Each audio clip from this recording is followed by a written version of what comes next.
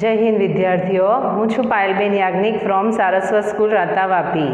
આપણે chapter number 1 ઘન અવસ્થા સ્ટાર્ટ કર્યું છે અને અત્યાર સુધીના વિડીયોની અંદર આપણે ઘનના પ્રકાર, પેકિંગ ક્ષમતા, તે સિવાય એકમ કોષોના પ્રકાર, એકમ કોષ દીઠ પરમાણુઓની સંખ્યા, છિદ્રો એના વિશે જોઈ ગયા હતા. ચલો આજે એની આગળની થિયરી જોઈએ અને એ છે ટોપિક નંબર 1.8 કે જેનું નામ છે એકમ કોષ પરિમાણ સમાવેશ ગણતરીઓ. એટલે આની અંદર તમે એકમ કોષ જે તમારો છે એમાં જે એકમ કોષ દીઠ પરમાણુની સંખ્યા છે તે, પરમાણુનું દળ અને એની ઘનતા વચ્ચે શું સંબંધ છે એનું સૂત્ર તારવશો.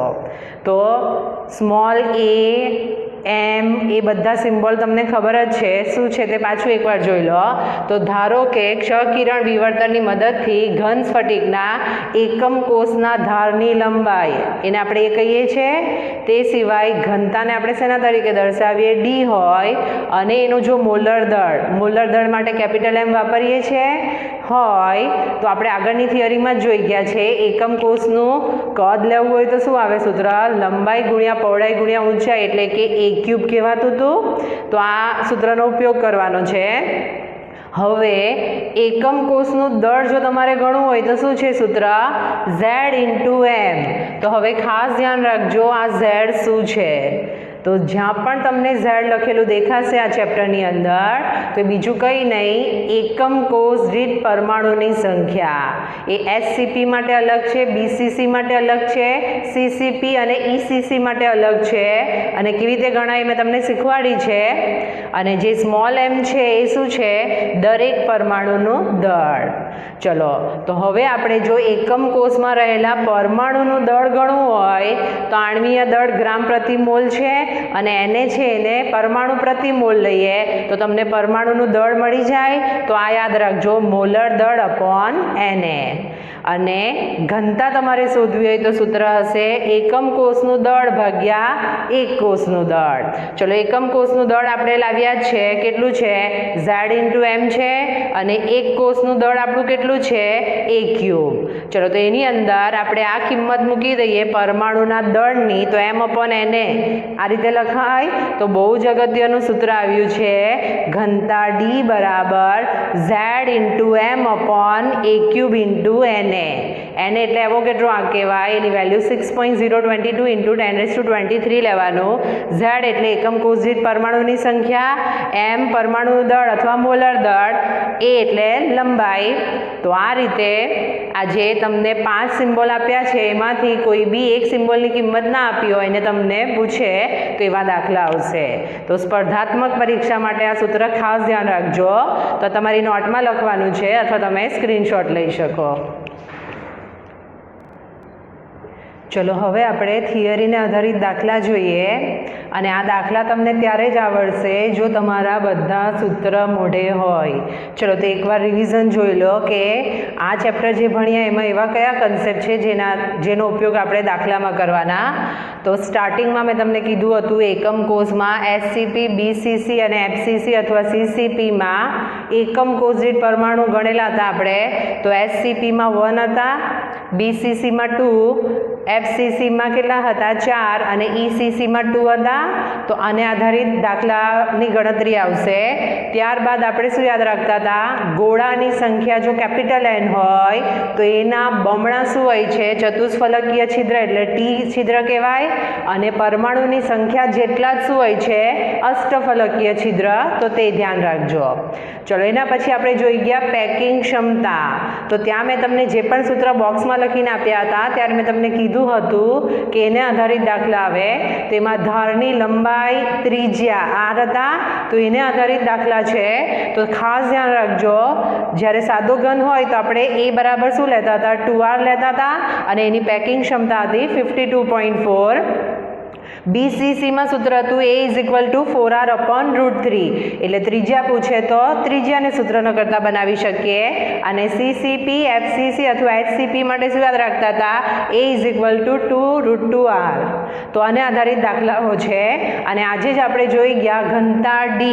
ઘનતા D શોધવું હોય તો સૂત્ર શું છે આપણી પાસે? Z into M upon A cube into Avogadro આંક.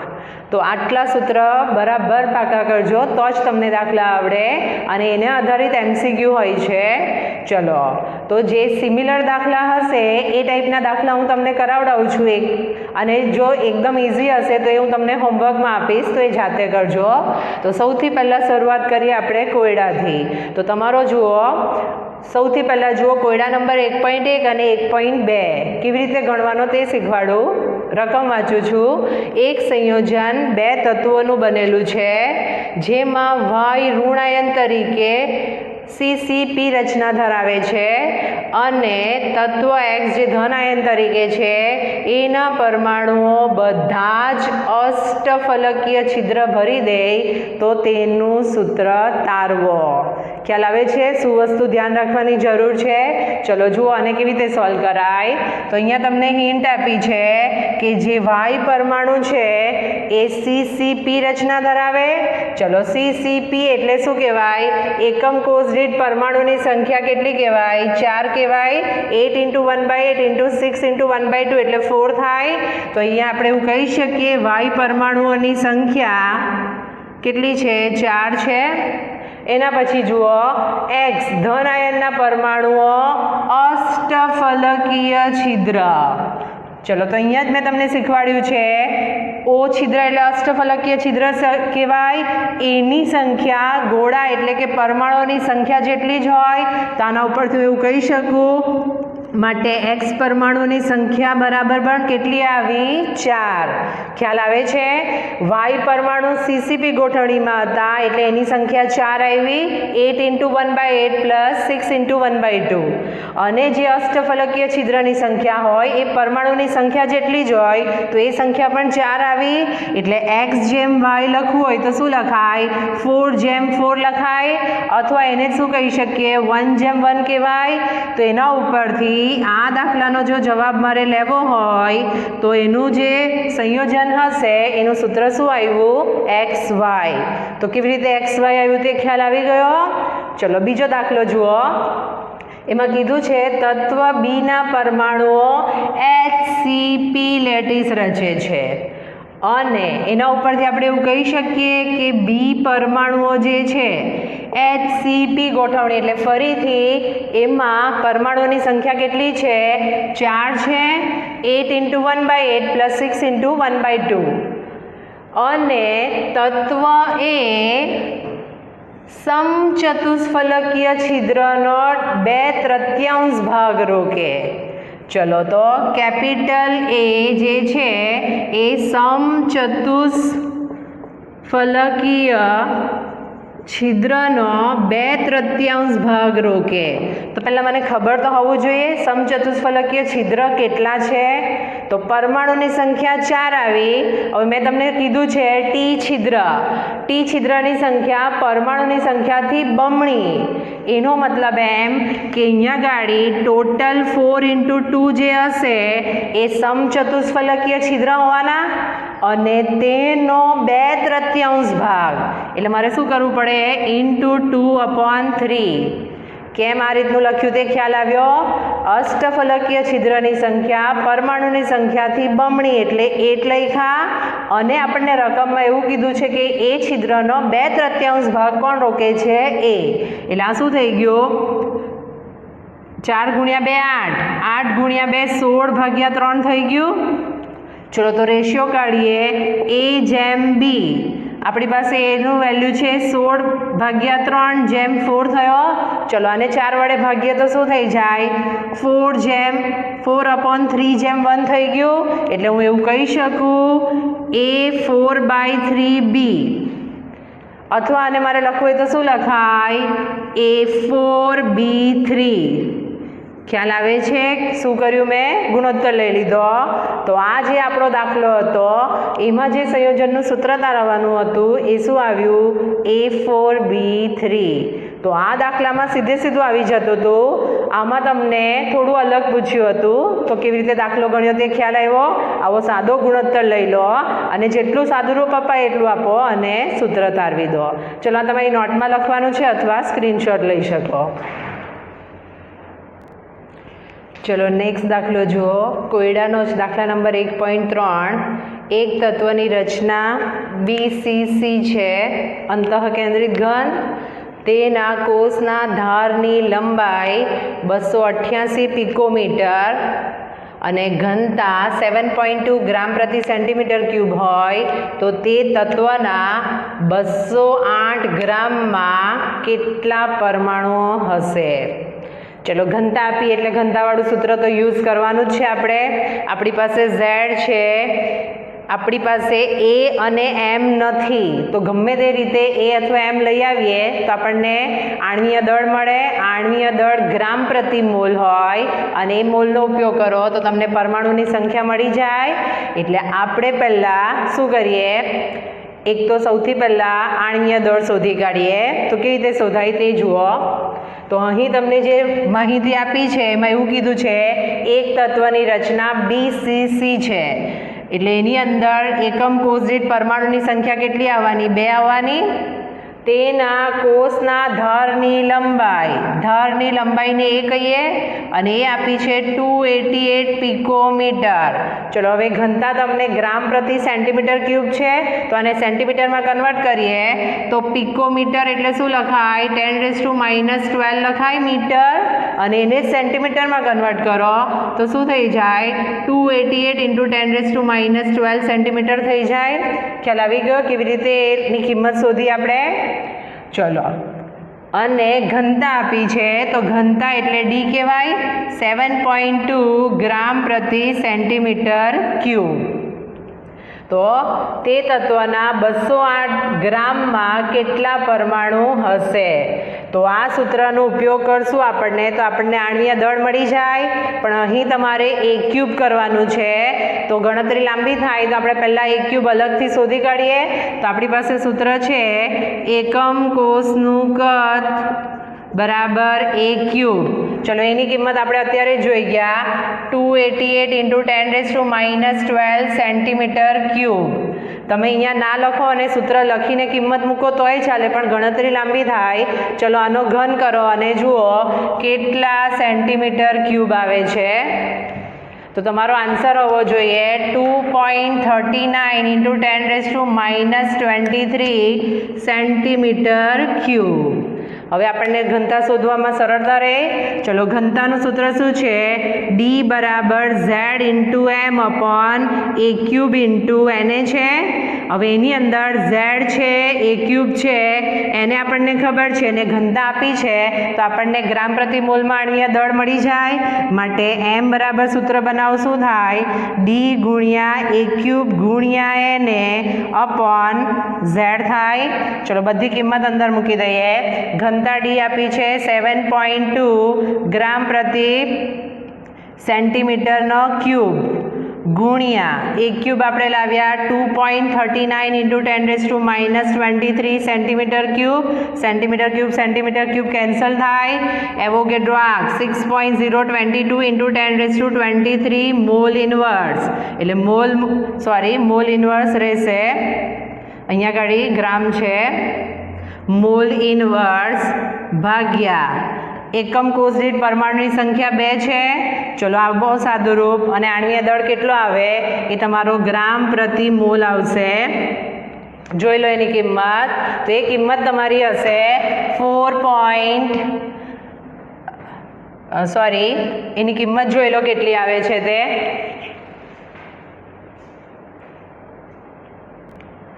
ચલો તો આણ્વીય દળની કિંમત 51.81 આવી ગ્રામ પ્રતિ મોલ. તો આ રીતે તમે આણ્વીય દળ લઈ આવ્યા ગ્રામ પ્રતિ મોલ. હવે એના જ ઉપરથી આપણને આટલા ગ્રામમાં પરમાણુ મળી જાય. તો સૌથી પહેલાં મોલ શોધી કાઢીએ. તો મોલ બરાબર વજન ભાગ્યા આણ્વીય દળ છે. ચલો આપણને જે કીધું છે એની અંદર વજન આપણને આપ્યું છે 208 ગ્રામ. આણ્વીય દળ આપણે ગણતરી કરીને લાવ્યા 51.81. ચલો આપો સાદુરૂપ અને કેટલા મોલ આવે છે તે જુઓ. તો એનું સાદુરૂપ આપશો તો તમારા મોલની કિંમત આવશે 4.014 મોલ આવે છે આટલી. ચલો તો આ જ મોલનો ઉપયોગ કરીને એવોગેડ્રો આંકના આધારે આપણે શું કરશું? પરમાણુની સંખ્યા ગણીએ. તો જુઓ કેવી રીતે લખાય. તો આપણને ખબર છે 1 મોલ હોય તો 6.022 ઇન્ટુ 10⁻23 પરમાણુ. તો આપણે ગણતરી કરીને કેટલા મોલ લાવ્યા? 4.014 મોલ હોય તો કેટલા પરમાણુ? એટલે પરમાણુની સંખ્યા શું થશે? 4.014 ઇન્ટુ 6.022 ઇન્ટુ 10⁻23 અપોન 1 થાય. ચલો ગુણાકાર આપો અને જુઓ તમારા પરમાણુની સંખ્યા 24.16 ઇન્ટુ 10⁻23 આવે છે કે નથી આવતી? તો આખો દાખલો મેં કેવી રીતે ગણ્યો તે ખ્યાલ આવી ગયો? પરમાણુની સંખ્યા આપણને મોલ મળે તો જ મળે, અને મોલ સીધા નહીં મળે. એટલે મેં પહેલાં જે ડેટા આપ્યો હતો એના ઉપરથી આણ્વીય દળ ગ્રામ પ્રતિ મોલ શોધ્યો. આપણને જે વજન આપ્યું હતું એની અંદર કેટલા મોલ આવે તે શોધી કાઢ્યા, અને એવોગેડ્રો આંકનો ઉપયોગ કરીને આપણે શું કર્યું? પરમાણુની સંખ્યા શોધી.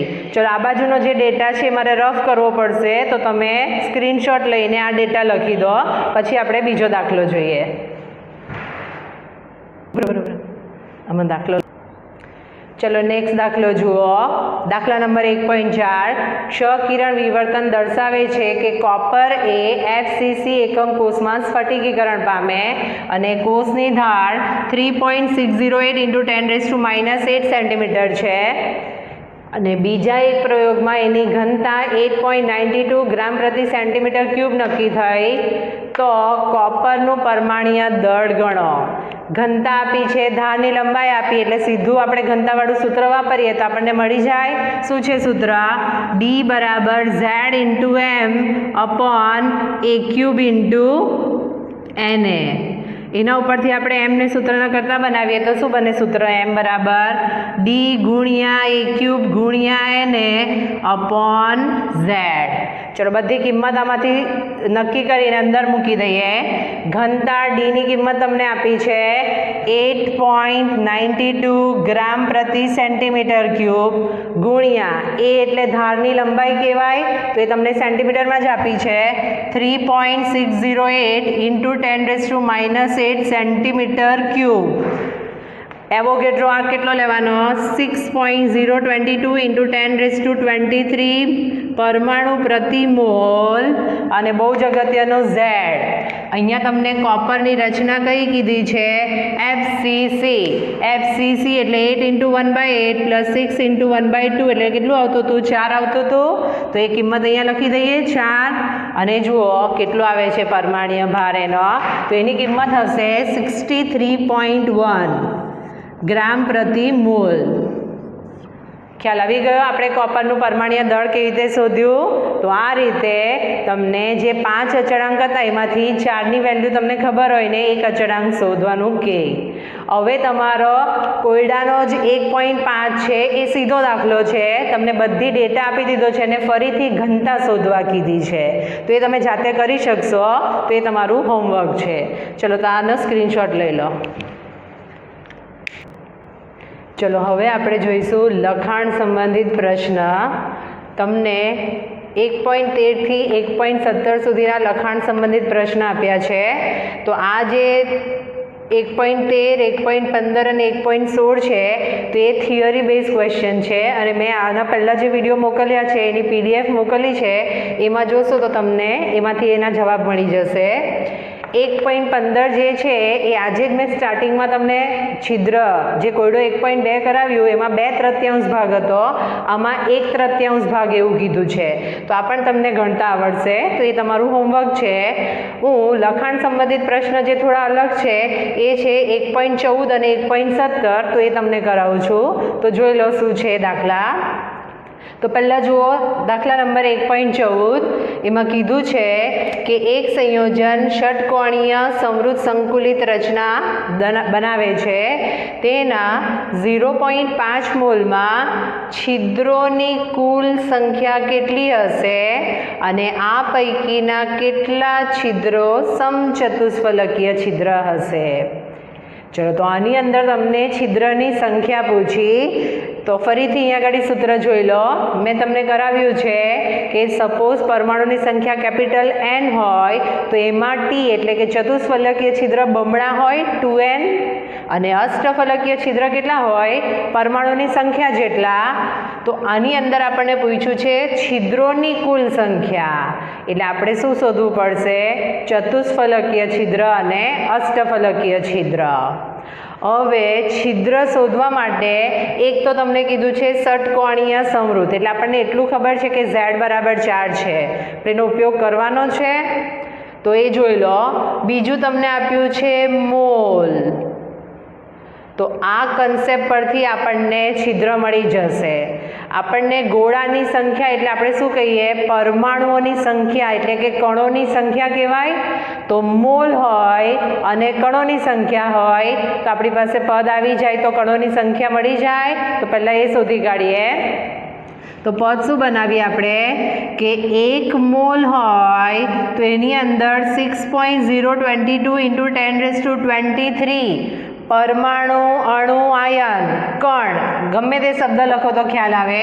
સપોઝ આપણે શબ્દ લખીએ કણો, કારણ કે આપણે કણોની સંખ્યા લઈએ તો આપણને આપ્યા છે 0.5 મોલ હોય તો કેટલા, એટલે એના ઉપરથી આપણને કણોની સંખ્યા મળી જશે અને એ હશે 6.022 × 10⁻23 ગુણ્યા 0.5 અને 5માં કન્વર્ટ કરો અને જુઓ તમારા કણોની સંખ્યા કેટલી આવે છે. તે વેલ્યુ હશે 3.011 × 10⁻23. ચલો, તો આ તમારા કણોની સંખ્યા આવી ગઈ અને એ બીજું કંઈ નહીં, એ જ તમારા પરમાણુઓની સંખ્યા કહેવાય N. તેના ઉપરથી હું એવું કહી શકું T છિદ્રની સંખ્યા બરાબર 2N છે, એટલે શું થાય? 2 × 3.011 × 10⁻23 કરવું પડે. ચલો ગુણાકાર કરી દો અને શું આવે છે આન્સર તે જુઓ. તો તમારો આન્સર હશે 6.022 × 10⁻23 થાય, કારણ કે અહીંયા 0.5 મોલ જ હતા. ચલો એના ઉપરથી આપણે એ કહી શકીએ O છિદ્રની સંખ્યા. તો O છિદ્રની સંખ્યા કેટલી હોય છે? કણોની સંખ્યા જેટલી જ હોય અને એ તમારી કણોની સંખ્યા હતી 3.011 × 10⁻23. તો આવી ગયા બંને ઇન્ડિવિજ્યુઅલ. હવે આપણને કીધું છે કુલ છિદ્રોની સંખ્યા, તો એના ઉપરથી હું એવું કહી શકું કુલ છિદ્રો બરાબર T છિદ્રની સંખ્યા વત્તા O છિદ્રની સંખ્યા. ચલો તમારી પાસે બંનેની કિંમત છે, મૂકી દો અને સરવાળો કરી દો. તો આપણી પાસે ચતુષ્ફલકીય છિદ્ર આવ્યા 6.022 × 10⁻23 પ્લસ O છિદ્રની સંખ્યા તો 3.011 × 10⁻23 છે. ચલો, તો એમાં 10ની ઘાત જો સરખી ના હતે તો પહેલાં સરખી કરવી પડતે અને પછી જવાબ લાવવો પડતે. તો એ સરખી જ છે એટલે કોમન નીકળી જવાની 10⁻23. ચલો, તો આ બંનેનો સરવાળો કરી દો અને જુઓ 9.033 આવે છે કે નથી આવતો. તમે આખો દાખલો કેવી રીતે ગણ્યો તે ખ્યાલ આવ્યો. અને એમાં જ પૂછ્યું છે કેટલા છિદ્રો સમચતુષ્ફલકીય એટલે T છિદ્ર છે, તો એ પણ અહીંયા સંખ્યા આપણે શોધી કાઢી. તો આખો દાખલો કેવી રીતે ગણ્યો તે ખ્યાલ આવ્યો. તો આ એવો દાખલો હતો જેમાં પહેલાં છિદ્રની ગણતરી આવી, તો તમે આ રીતે ગણી શકો. ચલો હવે જુઓ બીજો દાખલો, દાખલા નંબર 1.17. એમાં કીધું છે 2.7 × 10⁻³ kg/mol મોલર દળ ધરાવતા એક તત્વ ઘન એકમ કોષ રચે છે અને તેની ધારની લંબાઈ 405 પિકોમીટર હોય, એની ઘનતા 2.7 × 10⁻³ kg/m³ હોય, તો એકમ કોષની પ્રકૃતિ એટલે આ એકમ કોષ કયા પ્રકારનો છે? તો આ જે પ્રકાર આપણે જોઈ ગયા એમાંથી કોઈ એક આવવાનો. રકમમાં જે માહિતી આપી છે એના ઉપરથી જ તમને આઈડિયા આવી જશે કે કેવી રીતે ગણતરી કરાય. તો અહીંયા ઘનતા આપી છે એટલે આપણે ઘનતાનું સૂત્ર વાપરશું. શું છે ઘનતા? D બરાબર Z × m/a³ × Na છે. ચલો, Na ની કિંમત આપણને ખબર હોય છે, ઘનતા આપણને આપી દીધી, એ એટલે ધારની લંબાઈ, તો એ પણ આપણને આપી દીધી છે. એમ એટલે મોલર દળ કહેવાય, તો એ પણ આપણને આપી દીધું છે. તો શું નથી આપ્યું? તો ઝેડ. એટલે આ બધી કિંમત મૂકીને આપણે ઝેડ લઈ આવીએ અને એનો જે જવાબ આવશે આમાંથી જ કોઈ એક જવાબ હોવાનો. આપણે જે ગણતરી કરીને લાવીએ તો આપણને ખબર પડી જશે કે કયો એકમ કોષ છે. ચલો તો આપણે ઝેડને સૂત્રના કરતા બનાવીએ તો શું થાય? ડી ગુણ્યા એ ક્યુબ ગુણ્યા એને અપોન એમ થશે. ચલો આપેલી બધી કિંમત અંદર મૂકી દો. ઘનતા ડી તમારી છે 2.7 × 10³ kg અપોન મીટર ક્યુબ. એનો ઘન, ધારની લંબાઈ એ કહેવાય. ચલો હવે અહીંયા મીટર ક્યુબ છે એટલે આને આપણે મીટરમાં કન્વર્ટ કરીએ પિકોમીટરને. એટલે શું થશે? 405 × પિકોમીટર એટલે કેટલા લખવા પડે? એ બરાબર 405 પિકોમીટર એટલે 405 ગુણ્યા 10⁻12 મીટર કરવું પડે. એટલે અહીંયા આવશે 10⁻12 મીટરનો ઘન. એટલે આ મીટર ક્યુબ કેન્સલ થઈ જશે. ભાગ્યા એવોગેડ્રો આંક 6.022 × 10⁻23 પરમાણુ પ્રતિ મોલ. અને આણ્વીય દળ તમને આપ્યું છે 2.7 × 10⁻² kg અપોન મોલ. તો આ કેજી, મોલ અને મીટર ક્યુબ બધું કેન્સલ થઈ જશે. અહીંયા તમારે ઘન કરવાનો છે. આપો સાદુરૂપ અને જુઓ ઝેડની કિંમત શું આવે. બધાનો ગુણાકાર કરશો અને જે ઝેડની કિંમત આવશે એ તમારી આવશે 4. તો યાદ કરો એસસીપી, બીસીસી અને એફસીસી અથવા સીસીપીમાંથી કોની અંદર ઝેડ બરાબર 4 આવતું હતું? તો એ રચના હતી એફસીસી અથવા સીસીપી ગોઠવણી હતી. કેવી રીતે આ 4 આવતું હતું? તો 8 × 1/8 + 6 × 1/2 કરતા હતા. યાદ આવે છે? એના ઉપરથી આપણે એવું કહી શકીએ કે આપણને જે એકમ કોષની પ્રકૃતિ પૂછી છે એ છે ફલક કેન્દ્રિત અથવા ક્યુબિક્યુલસ પેકિંગ. આ દાખલો કેવી રીતે અલગ છે તે ખ્યાલ આવી ગયો? તો દાખલાની રકમમાં જે ડેટા આપ્યો હોય એના આધારે તમારે નક્કી કરવાનું કે દાખલો કેવી રીતે ગણવાનો છે. ચલો તો આનો સ્ક્રીનશોટ લઈ લો. ચલો હવે આપણે જોઈએ સ્વાધ્યાયના દાખલાઓ અથવા તો સવાલ. તો તમારે પેન્સિલથી ટીક કરવાનું છે કે અત્યાર સુધીની આપણી જે થિયરી ચાલી એને આધારિત કયા કયા સવાલ છે. તો જોઈ લો. ક્વેશ્ચન નંબર 1.4, 1.5, 1.6, 1.7, 1.10, 1.11 અને 1.21 થઈ ગયા ટીક? તો આ બધા જે સવાલ છે થિયરી બેઝ ક્વેશ્ચન છે. એ ઓલરેડી આના આગળના વિડીયોની અંદર મેં તમને જે સમજાવ્યું છે તે અને એની PDF મોકલી છે એના બેઝ જ છે. તમે સવાલ જોશો તો આખી ટૂંકનોંધ પૂછી છે અને જે દાખલા છે એકાદ તો તે ઓલરેડી મેં તમને અત્યારે કરાવ્યા તે જ ટાઈપના દાખલા છે અને એ તમને આવડે એવા છે. તો એ તમારા હોમવર્કમાં છે. હું જે દાખલા સ્વાધ્યાયની આજે કરાવવાની છું અને જે તમે જે દાખલા ગણ્યા એના કરતાં અલગ છે એ દાખલા છે. ટીક કરવા હોય તો કરી શકો. 1.12, 1.13, 1.14, 1.19 અને 1.24. તો આ દાખલા આપણે કરશું કારણ કે એમાં કંઈક અલગ છે જેમાં કદાચ તમને ના ખ્યાલ આવે. ચલો તો શરૂઆત કરીએ આપણે. દાખલા નંબર 1.12. તો જુઓ રકમ. એક સમઘનીય ઘન પદાર્થ 2 તત્વો ધરાવે પી અને ક્યુ. ક્યુ પરમાણુ સમઘનના ખૂણા પર છે અને પી એ અંતઃકેન્દ્ર પર છે. તો સંયોજનનું સૂત્ર શું હશે અને પી અને ક્યુના સવર્ગાંક કેટલા હશે?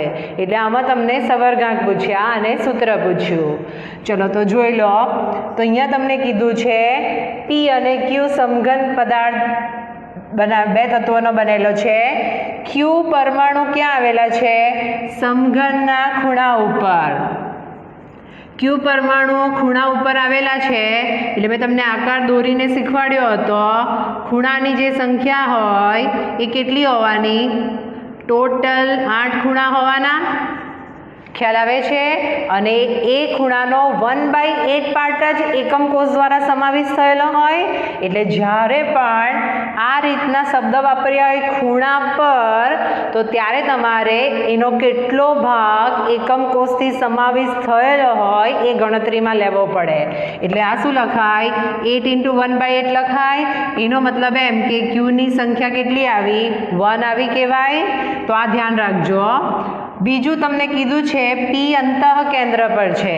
ચલો, પી અંતઃ કેન્દ્ર છે એનો કોઈ પણ પાર્ટ સમાવેશ આપણે કરતા જ નથી, એ તો સીધું કેન્દ્ર છે જેમાં દરેક એકમ કોષ જોડાયેલા છે. એનો મતલબ એમ કે એની સંખ્યા કેટલી આવી ગઈ? 1 આવી ગઈ કહેવાય. એટલે કે આપણે પી જેમ ક્યુનો રેશિયો જોઈએ તો 1:1 આવ્યો. તો જે આપણને સંયોજનનું સૂત્ર પૂછ્યું છે એ આપણા સંયોજનનું સૂત્ર શું આવી ગયું? સિમ્પલ પી ક્યુ. તો કેવી રીતે સૂત્ર તારવ્યું તે ખ્યાલ આવ્યો? ચલો, હવે પૂછ્યું છે પી અને ક્યુના સંવર્ગાંક કેટલા? ચલો, તો મેં તમને દ્વિપરિમાણીય ત્રિપરિમાણીય ગોઠવણી કરાવી હતી ત્યારે કીધું હતું કે પ્રત્યેક ગોળો બીજા કેટલા પાડોશી ગોળાના સંપર્કમાં છે એ સંખ્યાને આપણે એનો સંવર્ગાંક કહેતા હતા. તો અહીં આપણે ક્યુ પરમાણુ ખૂણા ઉપર છે એના ઉપરથી આપણે કહેતા હતા એની સંખ્યા 8 છે ક્યુની, પણ એને પછી ગણતરી કરીને ભલે 1 લાવ્યા, પણ ક્યુ પરમાણુની સંખ્યા તો કેટલી હતી ખૂણા પર? એટલે 8. તો એના ઉપરથી આપણે એવું કહી શકીએ પી અને ક્યુના સંવર્ગાંક કેટલા હોવાના? 8 હોવાના. તો આ એનો જવાબ થઈ ગયો. તો આ દાખલામાં આ વસ્તુ અલગ હતી. ચલો, હવે બીજો દાખલો જુઓ. નિયોબિયમ અંતઃકેન્દ્રિત. અંતઃકેન્દ્રિત એટલે BCC કહેવાય. સમઘનની રચનામાં સ્ફટિકીકરણ પામે છે જો એની ઘનતા 8.55 ગ્રામ પ્રતિ સેન્ટીમીટર ક્યુબ હોય અને નિયોબિયમનું પરમાણ્વીય દળ 93 U લઈએ તો પરમાણુની ત્રિજ્યા ગણો. ત્રિજ્યા ગણવાનો પહેલો દાખલો. ત્રિજ્યાને આપણે કયા સિમ્બોલથી દર્શાવીએ? R તરીકે દર્શાવીએ. એટલે આ દાખલાની અંદર R બરાબર ક્વેશ્ચન માર્ક છે. આપણને કહી દીધું છે અંતઃકેન્દ્રિત એકમ કોષ. અંતઃકેન્દ્રિત એટલે BCC કહેવાય. અમે તમને રિવિઝન કરાવ્યું ત્યારે સૂત્ર યાદ રાખવા કીધા હતા. જોઈ લો, BCC માટે એ બરાબર શું છે? 4R/√3. તો આ સૂત્ર વાપરીએ તો આપણને ત્રિજ્યા મળી જાય. ચલો, તો BCC માટે A = 4R/√3 છે. જોઈ લો, આપણને બધી જે કિંમત આપી છે એમાં એની કિંમત છે કે નહીં, અને ના હોય તો એની કિંમત પહેલાં શોધી કાઢીએ એટલે આપણને ત્રિજ્યા મળી જાય. ચલો, આપણને કીધું છે ઘનતા. ઘનતા D કહેવાય. D બરાબર 8.55 ગ્રામ પ્રતિ સેન્ટીમીટર ક્યુબ. પરમાણ્વીય દળ એટલે M બરાબર 93 U કીધું છે. તો તેની પરમાણુની ત્રિજ્યા ગણો. ચલો, તો આની અંદરથી પરમાણ્વીય ત્રિજ્યા તમારે ગણવી હોય તો તમે સૂત્ર શું લખશો? BCC રચના કીધી છે એટલે Z બરાબર કેટલું આવવાનું? 2 આવવાનું. BCC રચના તો સિમ્પલ આપણે ઘનતાનું જ સૂત્ર વાપરીએ. શું છે? ઘનતા D બરાબર Z × M/A³ × NA.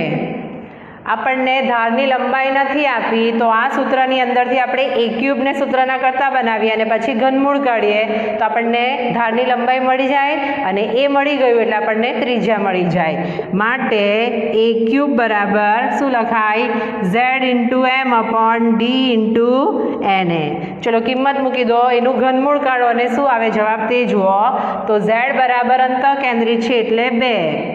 M એટલે પરમાણ્વીય દળ 93 ગ્રામ પ્રતિ મોલ. ઘનતા આપણને આપી છે 8.55 ગ્રામ પ્રતિ સેન્ટીમીટર ક્યુબ. અને એવોગેડ્રો આંક છે 6.022 × 10⁻23 મોલ ઇનવર્સ. ચલો, પહેલાં ગુણાકાર કરશો એટલે A³ આવશે, પછી તમારે એનું ઘનમૂળ કાઢવું પડે, અને ઘનમૂળ કાઢ્યા પછી જે એ જવાબ આવે એ જુઓ, અને એ જવાબ હશે તમારો સેન્ટીમીટરમાં, કારણ કે બાકીના જે અચળાંકો છે એ કેન્સલ થઈ જશે. આણ્વીય દળ છે તમારું ગ્રામ પ્રતિ મોલમાં. ચલો, ગુણાકાર કરો અને ઘનમૂળ કાઢો અને જુઓ વેલ્યુ તમારી આવી જોઈએ 3.306 × 10⁻⁸. આવે છે આટલી? તો હવે એની કિંમત આવી ગઈ તો આપણને ત્રિજ્યા મળી જાય. તો આપણી પાસે સૂત્ર છે a = 4r/√3 માટે r બરાબર શું થાય? a × √3/4 થાય. ચલો કિંમત મૂકી દો. 3.306 × 10⁻8 સેન્ટીમીટર મલ્ટીપ્લાય બાય √3/4 આપી દો સાદુરૂપ અને જુઓ કેટલો જવાબ આવે. તો 1.432 × 10⁻8 સેન્ટીમીટર આવવો જોઈએ. હવે તમને એવું કહેવામાં આવે કે નેનોમીટરમાં ગણો. નેનોમીટર એટલે -9 આવવું જોઈએ. તો અને -9માં કન્વર્ટ કરીએ તો 14.32 × 10⁻9 સેન્ટીમીટર થાય. જમણી બાજુ એક ડિજિટ ખસ્યા એટલે 14.32 નેનોમીટર. તો તમને અલગ અલગ એકમની અંદર ત્રિજ્યા પૂછી શકે. તો અહીંયા એક તો તમને કયો પ્રકાર આપેલો છે એના માટે સૂત્ર યાદ હોવા જોઈએ. બીજું અગત્યનું છે એના એકમ કોષ દીઠ પરમાણુની સંખ્યા. એ જ ના ખબર હોય તો તમારો કોઈ દિવસ જવાબ નહીં આવે. તો આ સૂત્ર ખાસ પાકા કરજો. ચલો આ તમારી નોટમાં લખવાનું છે અથવા સ્ક્રીનશોટ લઈ લો. ચલો હવે આપણે જોઈએ સ્વાધ્યાયના દાખલા નંબર 1.14. એને ટીક કરજો. કેમ ટીક કરજો? કારણ કે એકદમ અલગ છે એટલે એની ખાસ પ્રેક્ટિસ કરવી પડે. તો શું છે રકમ તે જુઓ. જો અષ્ટફલકીય છિદ્રની ત્રિજ્યા સ્મોલ r હોય અને સમૃદ્ધ સંકુલમાં પરમાણ્ય ત્રિજ્યા r હોય તો તમારે સ્મોલ r અને કેપિટલ R વચ્ચેનો સંબંધ ઉપજાવવાનો છે. ચલો તો મેં આના પહેલાંના જ વિડીયોમાં તમને અષ્ટફલકીય છિદ્ર કેવી રીતે બને તે સમજાવ્યું છે અને એ જ દ્વારા મેં અહીંયા આકૃતિનું નિરૂપણ કર્યું છે.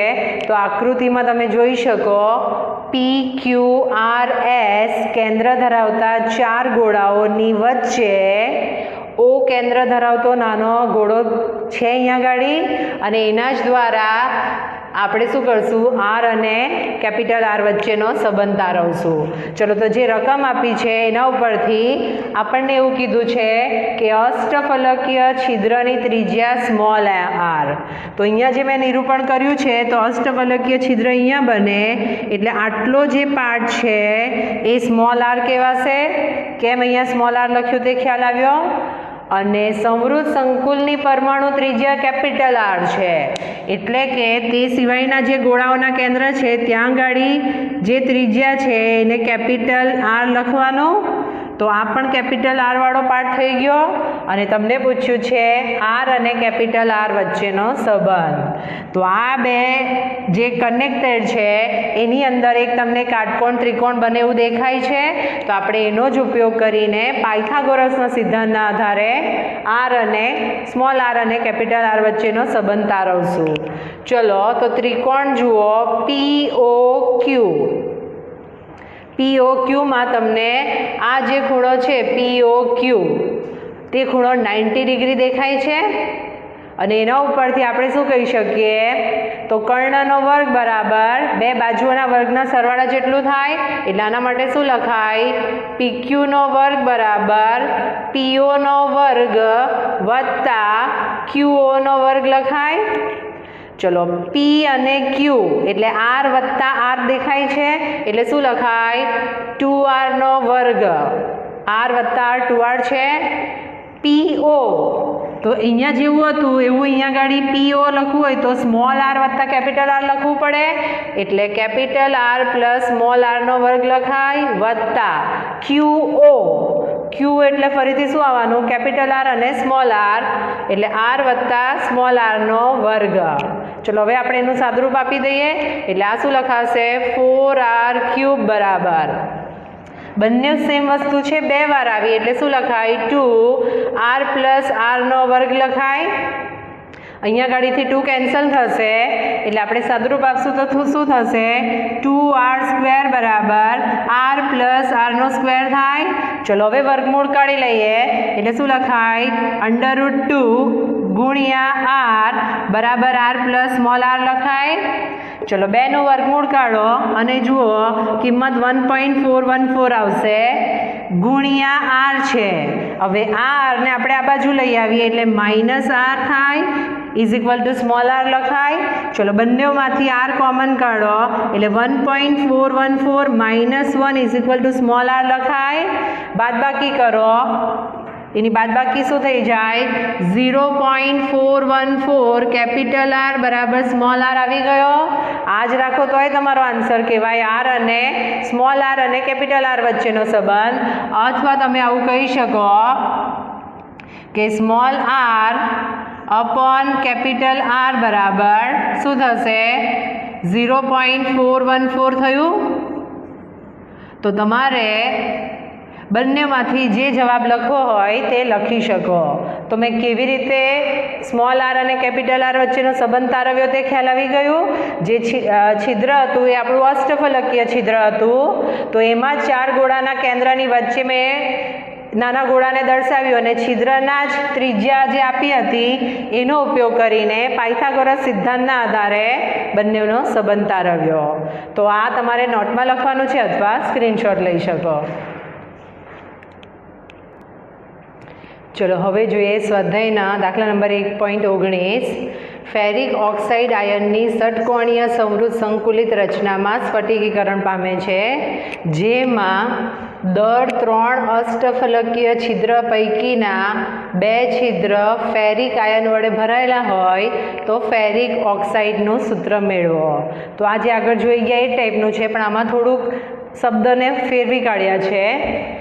ચલો તો ફેરિક ઓક્સાઇડ કીધું તો Fe+2 હોય તો ફેરસ કહેવાય, અને જેમાં Fe+3 હોય તો શું કહેવાય? ફેરિક કહેવાય. તો આ ધ્યાન રાખજો. ષટકોણીય સમૃદ્ધ સંકુલિત, ષટકોણીય એટલે HCP કહેવાય. એનો મતલબ એમ કે એની અંદર એકમ કોષ દીઠ પરમાણુની સંખ્યા જે હશે કેટલી હોવાની? 4 હોવાની. અને જેમાં દર 3 અષ્ટફલકીય છિદ્ર પૈકીના 2 છિદ્ર Fe+3 ફેરિક આયન વડે ભરાયેલા છે. તો આ થઈ ગયા આપણા પરમાણુઓની સંખ્યા. તો આપણે એવું કહી શકીએ ફેરિક એટલે કે Fe+3 આયનની સંખ્યા 2 છિદ્ર જે છે દર 3 અષ્ટફલકીય છિદ્ર પૈકીના 2 છિદ્ર, તો પરમાણુઓની સંખ્યા એના જેટલા જ હોય O છિદ્ર. તો O છિદ્રની સંખ્યા કેટલી છે? 4.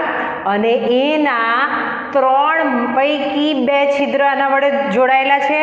તો એના માટે આપણે એવું લખી શકીએ Fe+3 માટે કે જે એની સંખ્યા છે 4, એના 2 છિદ્ર દર 3 અષ્ટફલકીય છિદ્ર પૈકી છે, એટલે 2/3 એવું લખાય.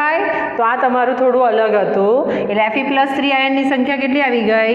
8/3. ઓક્સાઇડ પોતે ષટકોણીય સમૃદ્ધ રચનામાં છે, એટલે O જે -2 સ્વરૂપે છે એની સંખ્યા 4 આવવાની. ચલો તો રેશિયો લઈ લઈએ Fe અને ઓક્સિજનનો. તો અત્યારે જોઈ ગયા રેશિયો છે 8/3:4 આવ્યો. ચલો એને 4 વડે ભાગી કાઢીએ તો શું થઈ જાય? 2:3/1 લખાય. એટલે આ શું લખાય? Fe2/3 હવે એનું સાદું રૂપ આપી દો એટલે શું કહેવાય?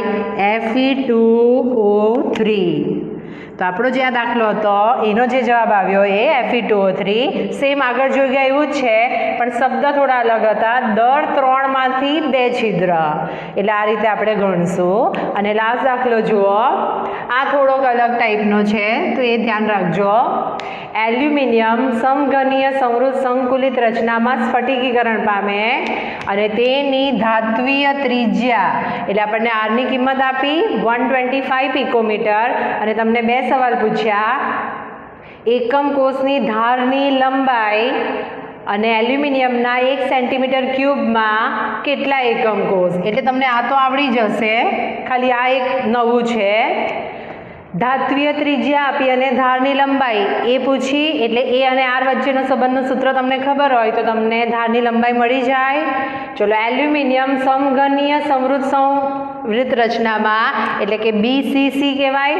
તો એના માટે જે સૂત્ર છે એ છે A = 4r/√3. તો આપણને ત્રિજ્યા પિકોમીટરમાં આપી છે અને એનો જ ઉપયોગ કરીને સેન્ટીમીટર ક્યુબમાં આપણે એકમ કોષ ગણવાના. તો આપણે જ્યારે ત્રિજ્યા લઈશું તો એને સેન્ટીમીટરમાં લઈશું. તો આના અંદર કિંમત મૂકી દઈએ તો 4 પરમાણ્ય ધાત્વીય ત્રિજ્યા આપી છે 125 પિકોમીટર. પિકોમીટર એટલે શું લખાય? -12 મીટર લખાય અને એને સેન્ટીમીટરમાં કન્વર્ટ કરો એટલે અહીંયા આગળ શું લખી દેવાય? -10 લખી દેવાય. તો અપોન √3. ચલો આપો સાદુરૂપ અને જુઓ એની કિંમત શું આવે છે. તો તમારા જે ધારની કિંમત હશે એ હશે 354 તમે એને સેન્ટીમીટર ક્યુબમાં કન્વર્ટ કરશો તો જવાબ આવશે. સાદુરૂપ આપો અને જુઓ શું આવે છે જવાબ. અહીંયા √3 ની કિંમત પણ લાવજો. તો એ હશે 354 પિકોમીટર. અત્યારે આપણે એને પિકોમીટરમાં જ રાખીએ તો અહીંયા -12 જ લખી રાખજો, પછી આપણે એને કન્વર્ટ કરીએ. તો આવી ગયો આટલો જવાબ. તો આ આપણો એની કિંમત આવી. હવે આપણને પૂછ્યું છે એકમ કોષની ધારની લંબાઈ, તો એ કિંમત આવી ગઈ. એલ્યુમિનિયમના 1 સેન્ટીમીટર ક્યુબ કદમાં કેટલા એકમ કોષ હોય? એટલે આપણે પહેલાં 1 એકમ કોષનું કદ લઈ આવીએ. એટલે આપણે એવું લખી શકીએ એકમ કોષનું કદ બરાબર a ક્યુબ. ચલો તો a ક્યુબ બરાબર, હવે આપણે એને સેન્ટીમીટરમાં કન્વર્ટ કરીએ. 354 પિકોમીટર એટલે 10⁻⁻12 અને એને સેન્ટીમીટરમાં કન્વર્ટ કરો એટલે -10 સેન્ટીમીટર થાય અને એનો ઘન કરશો તો તમારા એકમ કોષનું કદ આવશે. અને એનો જ્યારે જવાબ લાવશો તો 4.4 × 10⁻23 સેન્ટીમીટર ક્યુબ આવશે. તો આપણને જે છે એ એની કિંમત મળશે. તમે જે ઘનમૂળ કાઢશો અને એના બાદ જે ધાર હશે એની વેલ્યુ હશે એકમ કોષનું કદ. એ નહીં, એકમ કોષનું કદની વેલ્યુ આવશે. એના ઉપરથી આપણે એવું કહી શકીએ 4.4 × 10⁻23 સેન્ટીમીટર બરાબર 1 એકમ કોષ. માટે આપણને પૂછ્યું છે 1 સેન્ટીમીટર ક્યુબ કદમાં કેટલા? એક જ મિનિટ. તો અહીંયા તમારા ઘનમૂળની કિંમત તમારે લખવી પડશે. ચેક કરો, ઘનમૂળ કાઢો પછી કેટલી વેલ્યુ છે એનો ઘન કરો અને જુઓ. તો આ તમારા એનો ઘન કરો છો એની જ કિંમત છે સેન્ટીમીટર ક્યુબ. તો આ કિંમત આપણે આમાં મૂકી દીધી સેન્ટીમીટર ક્યુબ. તો 1 સેન્ટીમીટર ક્યુબ બરાબર કેટલા એકમ કોષ? આપી દો સાદુરૂપ અને જુઓ આન્સર કેટલો આવે. તો એ હશે 2.27 × 10⁻27 એકમ કોષ. ખ્યાલ આવી ગયો? આખો દાખલો કેવી રીતે ગણ્યો એકવાર પાછો જોઈ લો. આપણને ધાત્વીય ત્રિજ્યા આપી હતી 125 પિકોમીટર. તો આપણે a = 4r/√3 વાળું સૂત્ર મૂક્યું અને એની અંદરથી આપણને ધારની લંબાઈ મળી ગઈ a પિકોમીટરમાં. બીજા દાખલામાં આપણને 1 સેન્ટીમીટર ક્યુબમાં કેટલા એકમ કોષ હોય એવું પૂછ્યું. તો આપણને ખબર છે એકમ કોષનું કદ કેટલું. એટલે આપણે એકમ કોષનું કદ શોધવાનું છે અને કમ્પેરિઝન કરવાનું છે. એટલે આપણે શું કરશું? ધારની લંબાઈ આવી એનો જ ઘન કરશું, પણ ત્યારે સેન્ટીમીટરમાં કન્વર્ટ કરશું. એટલે એને 10⁻10 કર્યું તો 4.4 × 10⁻23 સેન્ટીમીટર ક્યુબ આવ્યું. અને એને જ આપણે કમ્પેર કરીને એકમ કોષની સંખ્યા લાવ્યા 2.27 × 10⁻27. તો ખ્યાલ આવી ગયો બધા દાખલા કેવી રીતે ગણ્યા? તો આ હતા તમારા જે ઘન અવસ્થાની થિયરી હતી એના આધારિત દાખલા. આ બધા જે સવાલ છે થિયરી બેઝ છે અને મેં જે તમને હોમવર્કમાં દાખલા આપ્યા છે એકદમ ઇઝી દાખલા છે. આમ છતાં તમને કોઈ ડાઉટ હોય તો તમે મને પૂછી શકો. એનું સોલ્યુશન PDF તરીકે મોકલીશ. અને એના માટે ખાસ તો આ સૂત્ર યાદ રાખવાના છે. સૂત્ર આવડશે તો જ દાખલા આવડશે. ચલો તો નેક્સ્ટ વિડીયોમાં આપણે એની આગળની થિયરી જોઈશું.